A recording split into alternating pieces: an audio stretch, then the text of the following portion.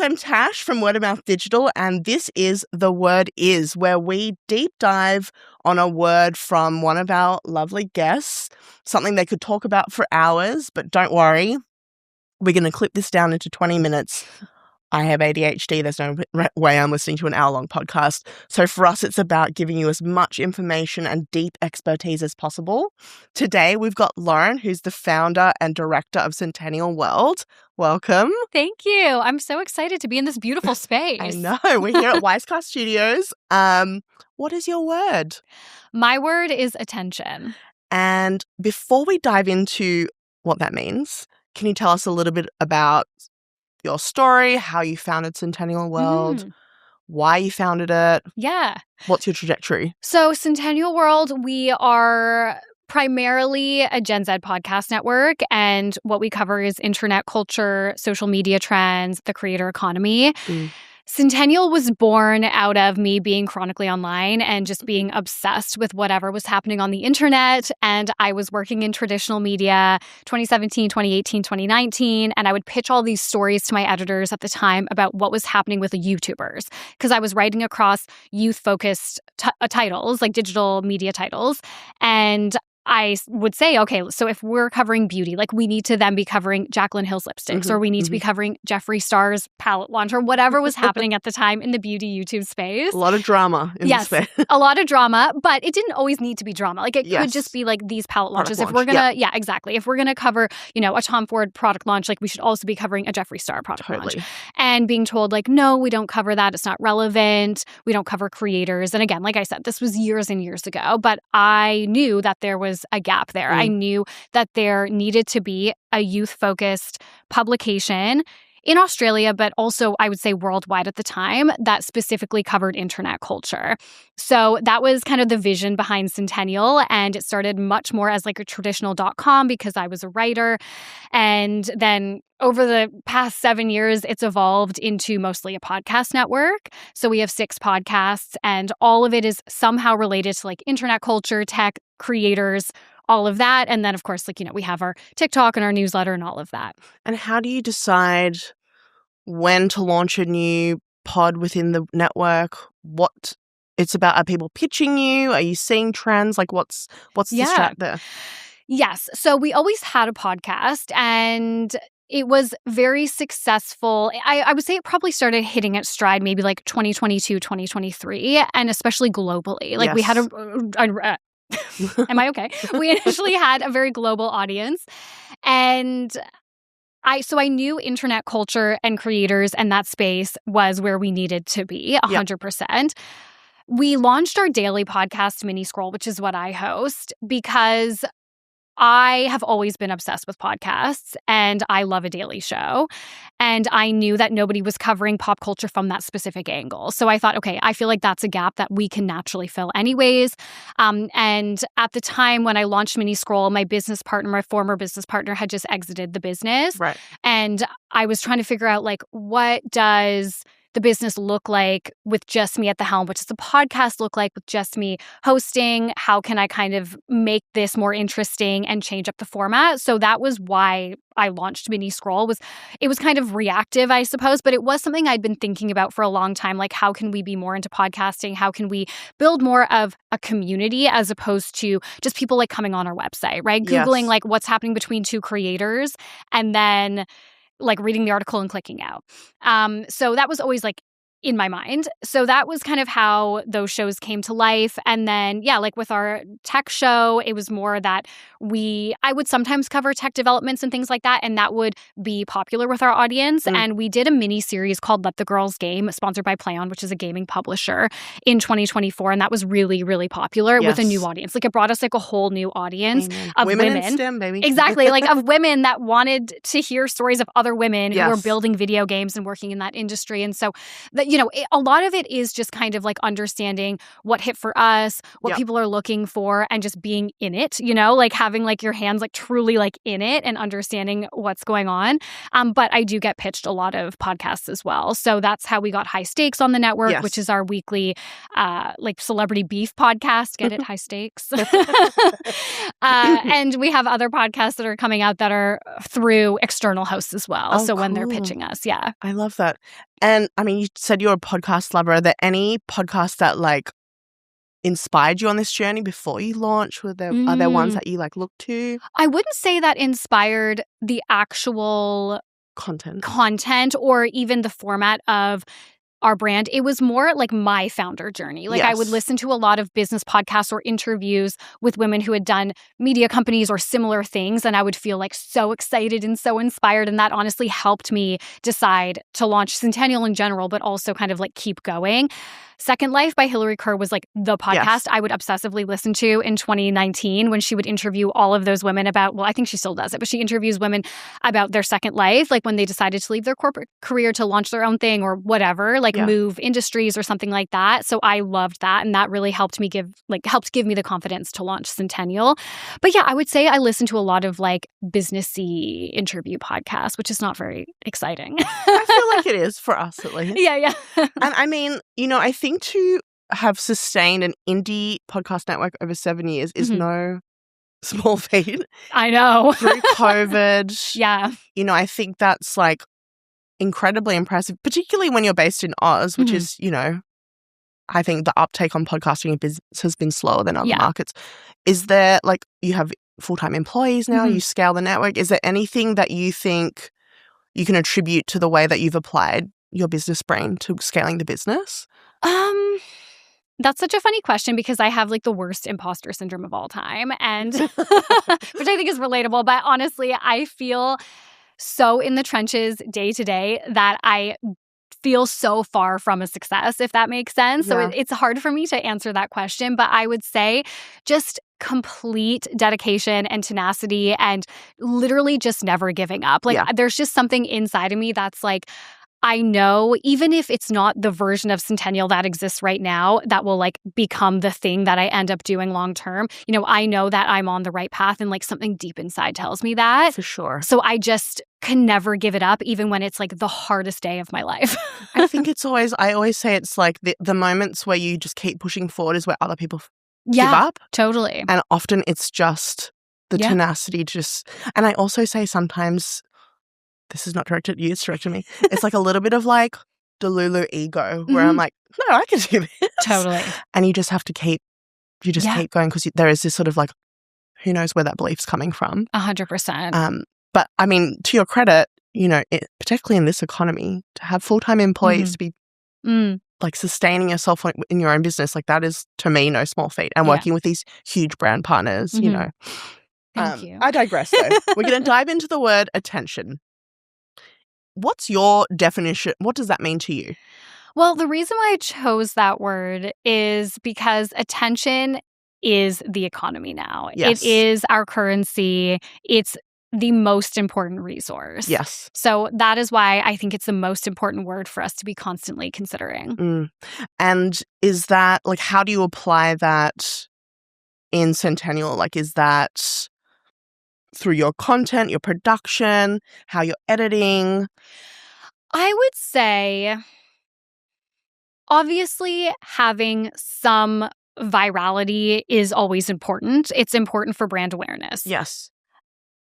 However, and this is going to sound pretty cliche, the right attention is what matters more. Yeah. Attention from the right audience, the right type of people, the right brands. That is actually what matters more. So that is what we try and focus on, especially being niche. And I don't mind being niche. I think that's completely fine. And I actually sometimes think about how I prefer that. Like if the audience is giving us a lot of feedback on something, I'm like, actually wouldn't be able to handle this if we had like millions of more listeners. Like, I wouldn't be able to handle that. So I think sometimes that can be a superpower for you. So I think the right attention matters more and we try and focus on that, but also being versatile in how you're getting attention. So for example, and I'm going to say this, like hand on my heart, I believe this, we were the first media brand in Australia, if not globally, maybe globally. I'm not sure. I don't know if I can claim that, but definitely in Australia, that was posting news on TikTok. Yeah. And I know that for a fact because I worked in media when TikTok, like in mainstream media, when TikTok first came into every single media brand and was like, here's who we are, get on TikTok, we'll verify you. So I was part of that process. Like I was in some of the first TikToks in media, mainstream media here before Centennial.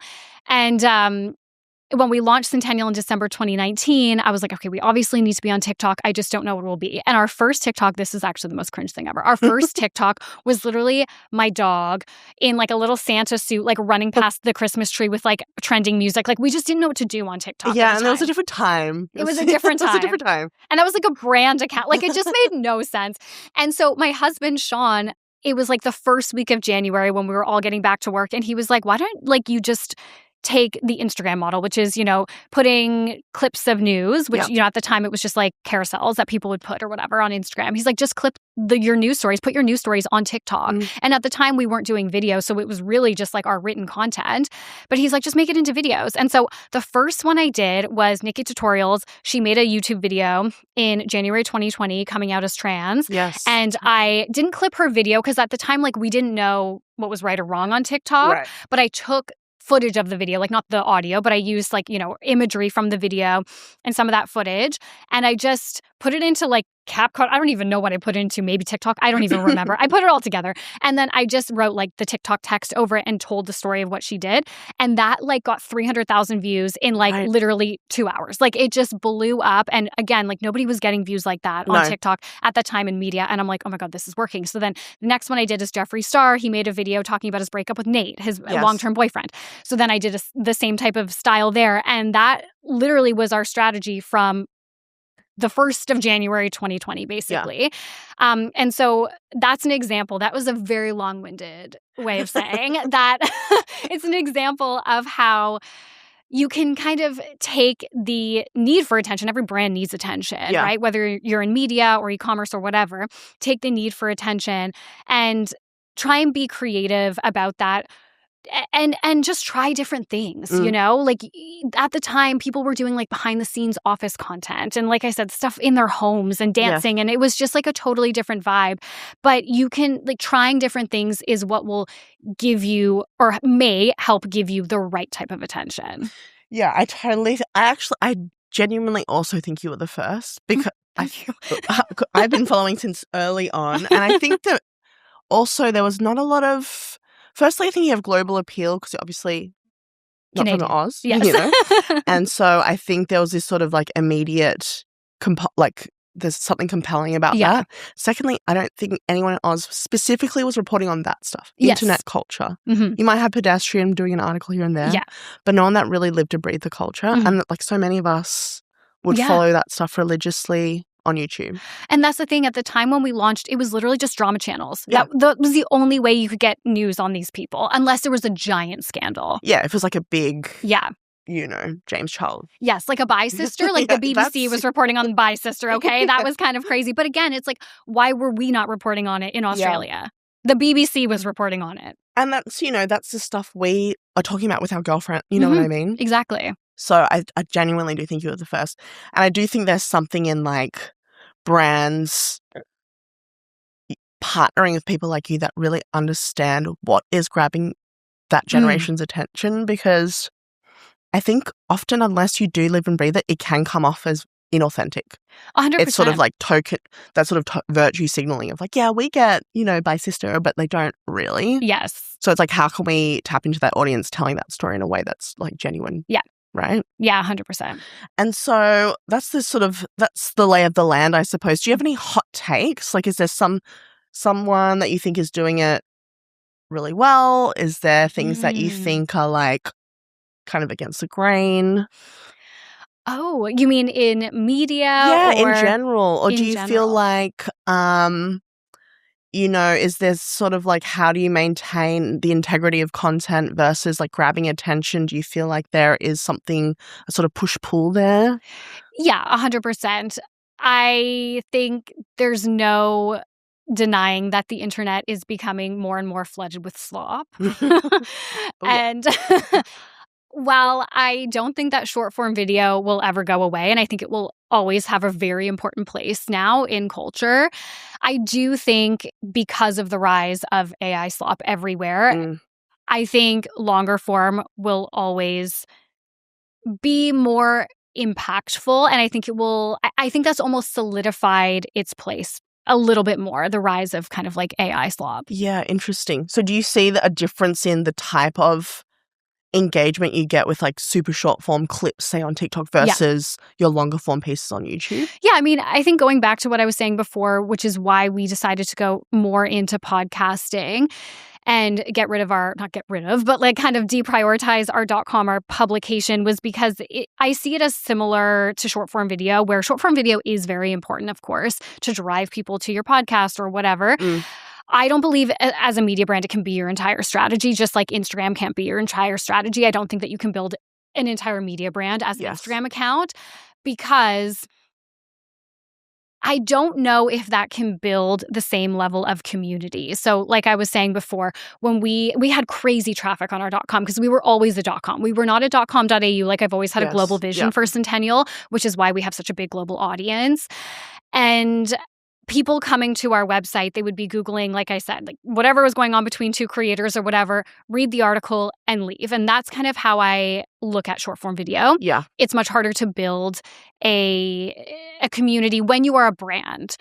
It's different when I post like my own founder TikTok stuff. People have more of course, like a parasocial relationship with you. But if you're a brand, it's harder to build that, especially if you don't have a personality that's necessarily like fronting the brand in that kind of way.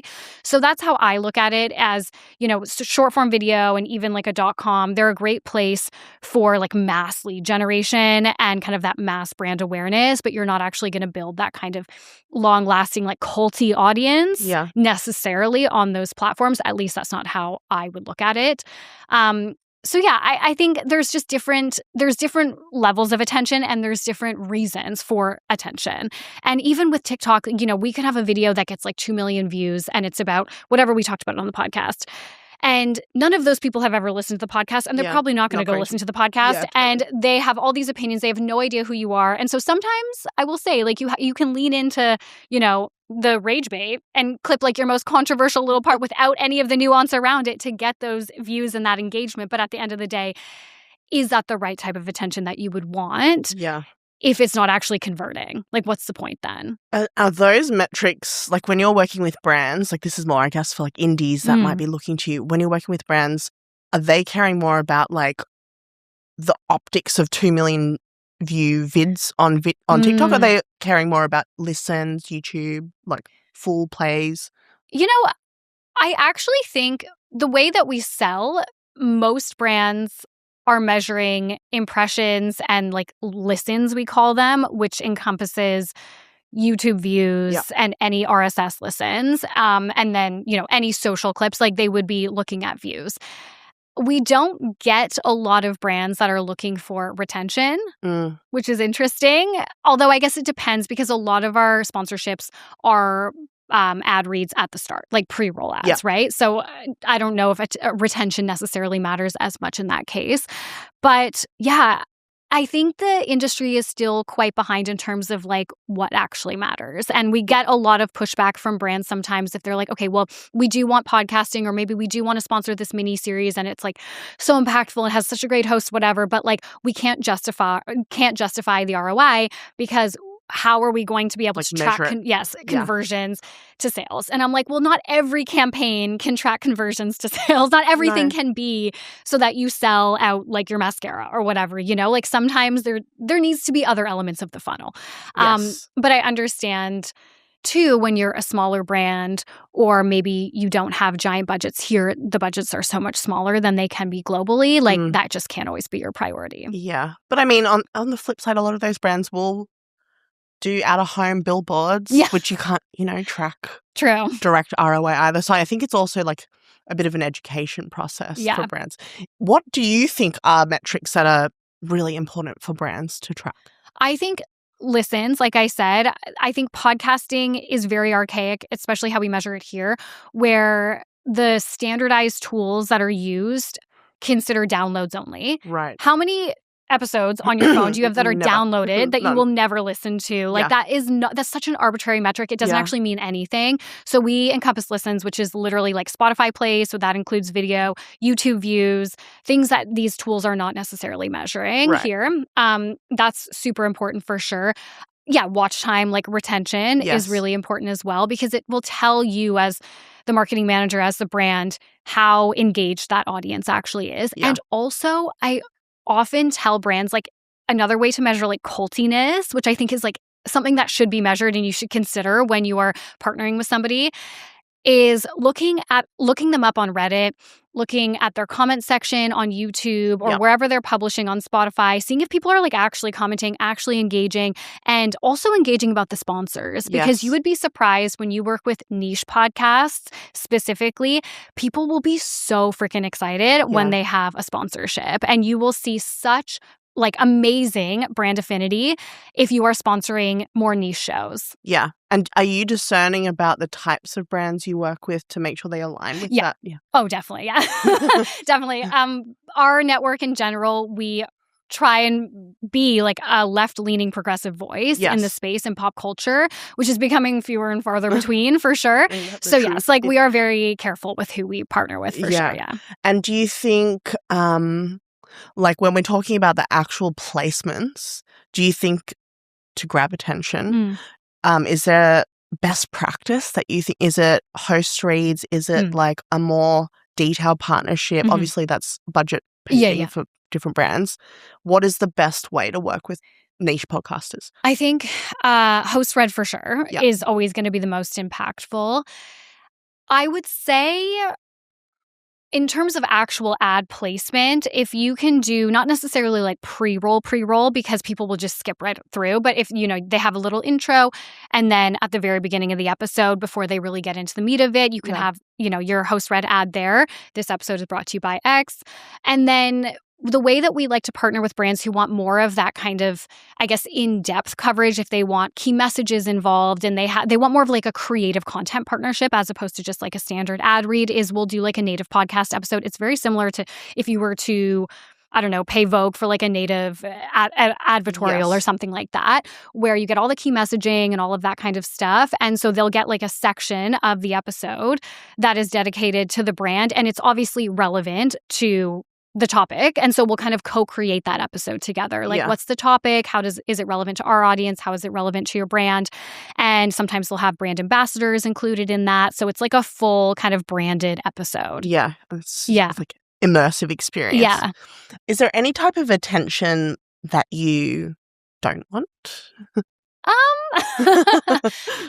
I think in the earlier days, yes. Yeah. Like from a personal perspective, in the earlier days, I found it really hard when we ended up on like the wrong side of the algorithm, as they say, right? If you're talking about creators, for example, or people who are controversial, or like topics in internet culture that are more not even necessarily controversial, but people have strong opinions over. Of course, you don't always want to end up on the side of the internet that's going to think your opinion is incorrect. That can be very scary.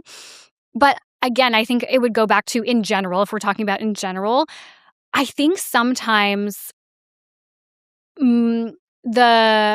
sometimes more attention is not always the right type of attention.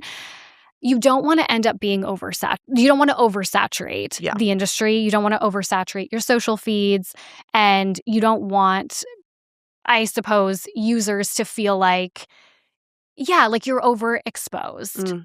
I think that can be similar to how we talk about that with celebrities, like, oh, she's overexposed right now, and that just turns the conversation so negative towards them. And I feel like that can really easily happen with brands too. Yeah, for sure. And for you, how have you navigated, because you were talking about people having parasocial relationships with you personally. That must be such a strange experience to have gone from just being a journo or whatever to this. How have you navigated that type of attention? I love it, like, so far.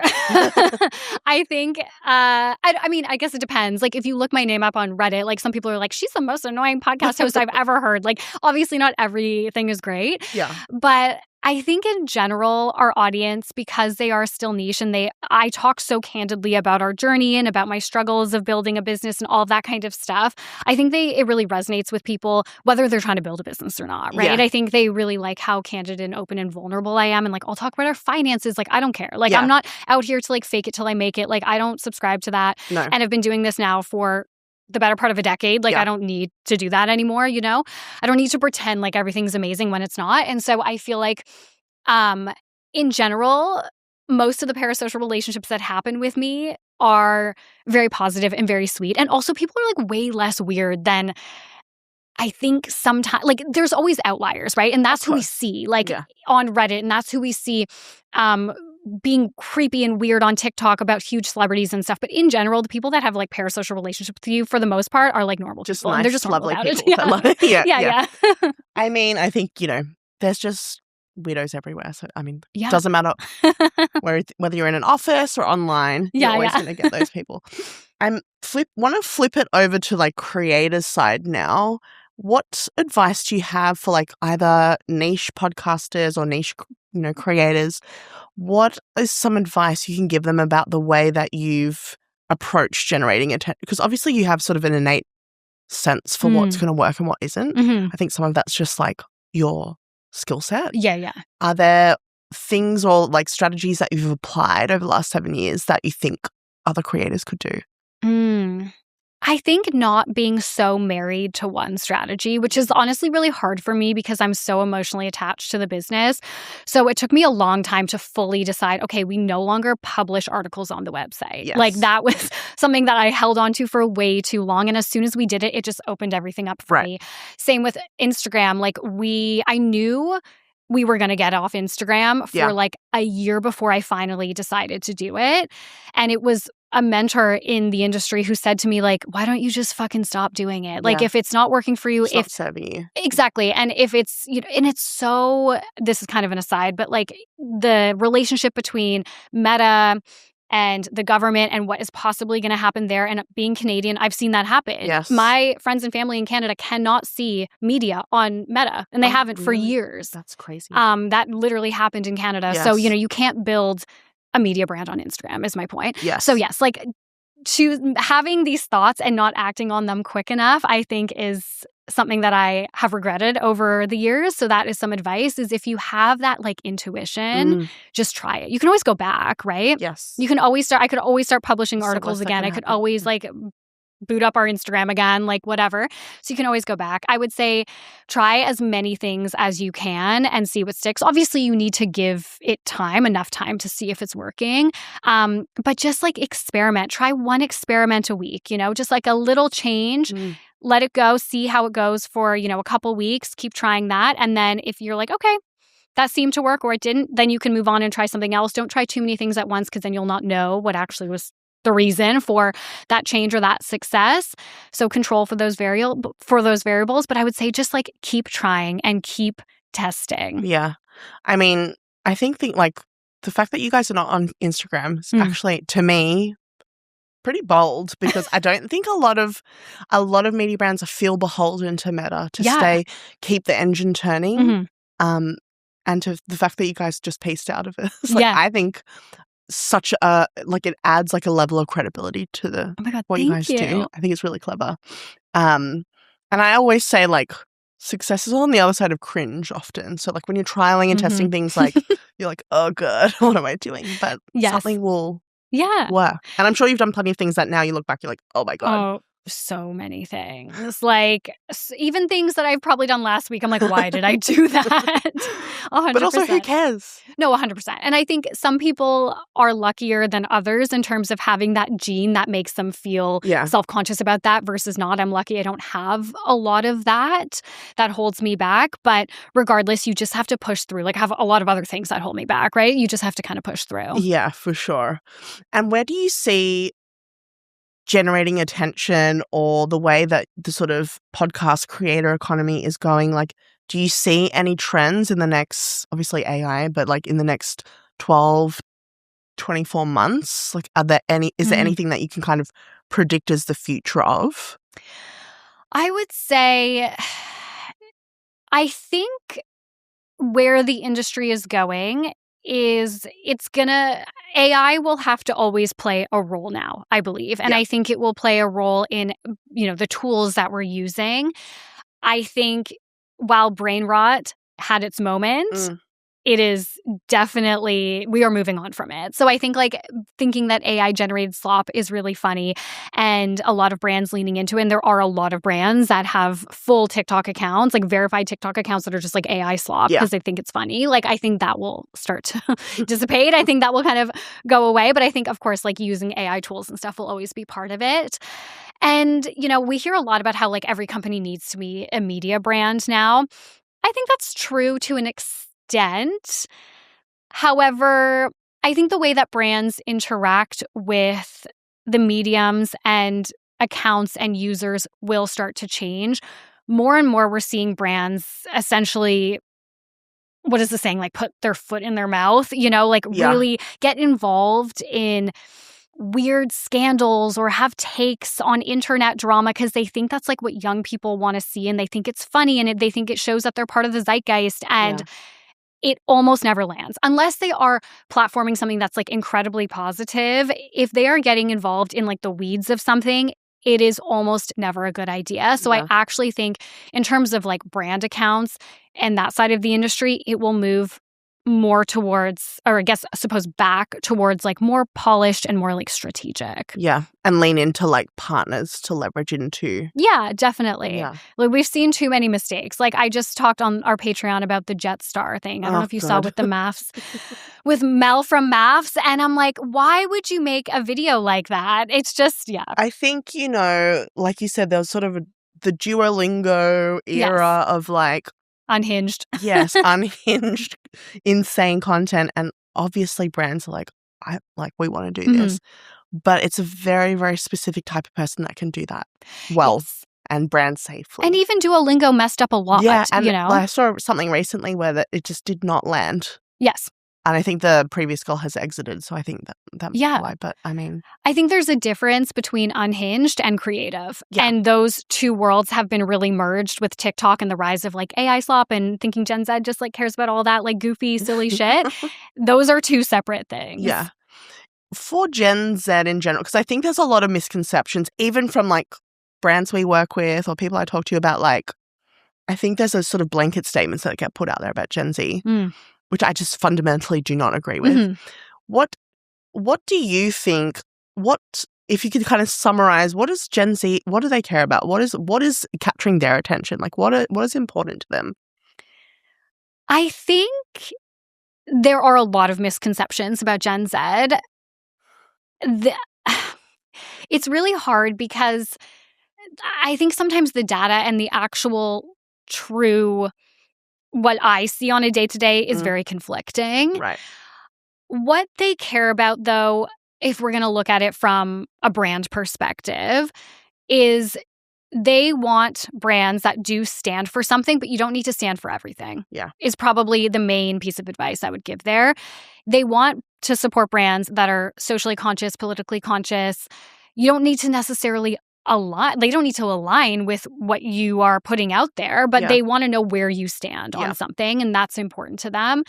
And that's why they gravitate towards newsfluencers and creators to get their information. That's a big part of it, is because they don't want to just be read the news. They don't want to just be told the news. They want to they want to have a lean. They want to know where you stand on it, what your opinion is. Because if you think about it, Gen Z has grown up with all of the access to the comment section. Not just all the information, but also the comment section. And where's the first place that most of us go to when we're watching TikTok is the comments, because we want to know, how do people feel about this? Maybe what should my opinion on this be? It's a herd mentality for all of us. So you need to have a point of view. You need to stand for something. You don't need to stand for everything. And you also don't need to worry about standing for quote unquote the right thing. Because as long as you stand for something, then you will find the right audience, get the right attention from the right people, right?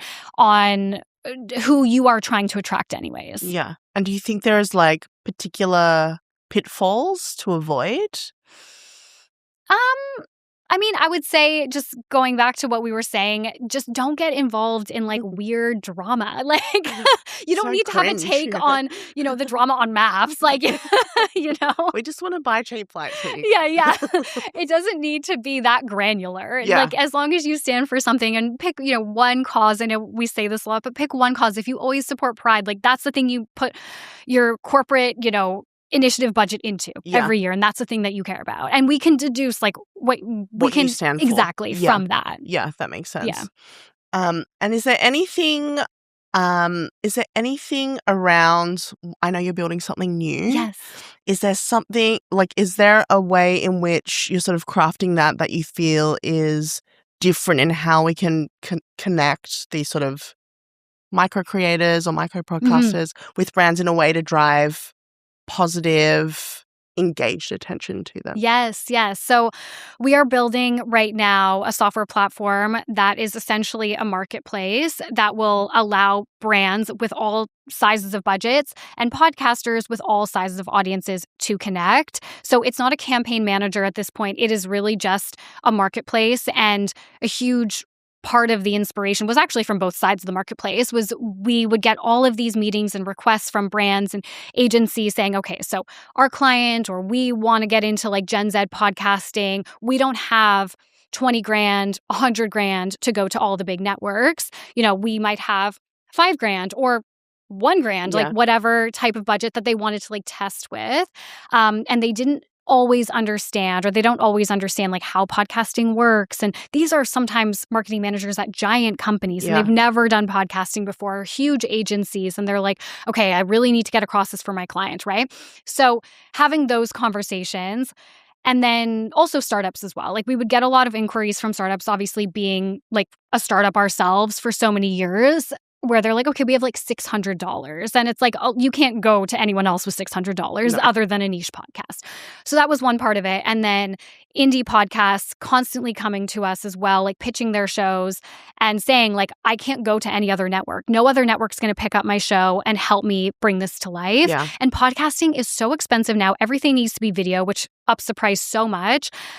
Everything needs to have like 1 million clips and like whatever. It's the barrier to entry is so much higher now. And they still deserve, even if you have 1,000 listeners per month or 5,000 or 500,000, like you still deserve to get paid for that if you can, right? Yeah. And so that was kind of the mindset behind it, is every podcast of every size as well deserves to make a little bit of money and deserves to have that visibility. And a lot of times they don't qualify for like programmatic ad networks because they don't meet certain thresholds of downloads and things like that. And again, going back to the conversation around like the industry in general and the metrics and how we measure it, it's all just so broken. It makes no sense. That's why like huge networks are leaving all of our like measurement tools and stuff here, because nobody actually is measuring YouTube views and Spotify video views now and all of this kind of stuff. So it's like, what does this even mean? So it's a very fragmented, like broken industry in general. So that's kind of the theory, or like the inspiration behind the platform that we're building, is it democratizes podcast advertising for both sides of the market. Yeah. So you can have a podcast of any size come on, you can have your own profile, and you don't have to have like your own website, like your own .com. You can have like a nice little profile that has all the information that a brand would need, and a brand can have their own login and browse all of the indie podcasts that are willing to do ad reads for $500 or whatever, and test it out, and see if podcast advertising even works for them, and hopefully build those longer term relationships. I mean, I think it makes so much sense, because it is, even for brands, often a very high cost barrier to even big brands that we work with. And if it's a new channel that you aren't sure about, you need a way to be able to test the market. Totally. And I do feel in 2026, with the rise of AI slop, for us, we are trying to lean as much into niche as possible, because I think that's where you get the authenticity. That's when you get the community and the connection. That's what we're all craving. Totally. So this way to be able to tap into something that, like, otherwise as a brand or as a, agency, I'm having to manually hunt down 10 niche podcasters in pet health or whatever. Or like vet podcasts. No, of course. And that is what we saw even when we were more of a traditional publisher, was we would lose out on budgets as an indie because it was just easier for agencies to go to like an R Media or a news or whatever, and they give all that budget to them and they have so many titles and you can just like use that budget across all these titles, right? Yeah. So we found the same as well, even when we were more like traditional media, and same with podcasting. It's like, well, if you actually have that budget, if you have $100,000, like maybe you will just go to Acast because then you get all of that, right? So having a marketplace too where, like you said, like brands and agencies can have a clear picture of the options out there and use the platform to engage with them. I think also as well, I think the misconception is like podcasting is just audio, but you know, there's the media that you get out of it. It's not just that, you know, you get the visual, like you said, everyone has to have video these days, everyone has to have social clips. So I think for brands, it's like there's such a like on-flow of impact because it's not just the podcast anymore, right? So I think we've delved into a lot about attention, how to drive attention and what's important. Is there something you want to leave the listeners with? Oh my God, that's a big question. I think, I guess it would go back to what I was saying in terms of my advice for creators. I think whether you are a creator or working on brand side, try something new. Yeah. Start testing different things. That is a huge roadblock that we find is a lot of brands haven't tried the different types of mediums or tested them, the ones that we are offering, like podcasting or TikTok. I mean, everyone's tried TikTok now, but in the early days, a lot of brands would come to us and be like, we aren't allowed to have a TikTok account, or like, you know, corporate won't like allow it, or, you know, whatever, but we know we need to be on TikTok. So how can we work with you in that way? So thinking outside the box and being willing to try different things. Some of our biggest, like most successful campaigns for the brand have come from, you know, huge brands where the marketing manager was like, I just think bigger. Like, I just want to try something different. And I just think that this will pay off. And then we're on panels in New York City with the marketing manager and they're like, I literally don't believe that this happened. Like, this is so crazy and this looks so good for me, you know? So just like having that appetite for trying something different. I think obviously you always have to be, you've got to mitigate risk where you can, but taking those risks is always where the payoff happens. Yeah. For sure. Yes. Well, thank you so much. Thank you for joining us. This was so fun. And that's the word. It's attention.